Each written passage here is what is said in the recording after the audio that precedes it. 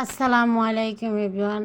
আজ আরেকটা ভিডিও আপনাদের মাঝে নিয়ে চলে আসলাম। আজ সকাল থেকে সারাদিন যা যা করব সেটাই আপনাদের সাথে শেয়ার করব। কি কি করলাম সারাদিন সেটাই করব। তো প্রথমে সকালবেলা উঠে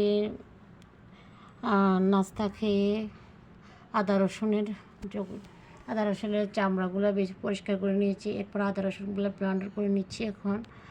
তো যেহেতু মশলা লাগে সবসময়, তো প্রতিদিন তো আর ব্লেন্ডার করা যায় না, তো একবারে কিছু দিনের জন্য একদম ব্লেন্ডার করে নিচ্ছি। তো এখন আমার ব্লেন্ডার করাও শেষ।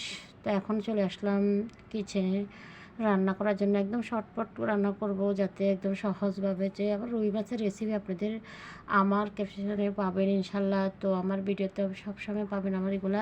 আর রুই মাছে আজকে রান্না করব। রুই মাছটা আমি কাঁচকলা দিই এবং রুই মাছ দিয়ে।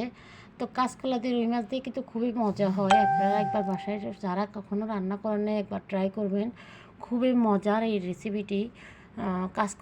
কাঁচকলাটা কিন্তু শুধু যে মানুষের পেট খারাপ হয় খায় এমন না, কিন্তু কাঁচকলাটা আপনি যদি রুই মাছ দিয়ে কিংবা ডাল দিয়ে একটু বাগা দিয়ে রান্না করেন খুবই মজা লাগে, খুবই খেতে ভালো লাগে। তো এখানে আমি একটা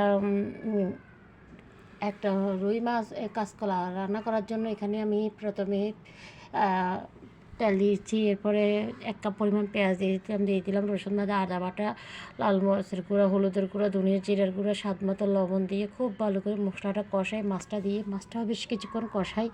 এখন মাছটাও তুলে নিলাম, যেহেতু মাছটা না ভাঙে সেজন্য আবার তুলে নিলাম।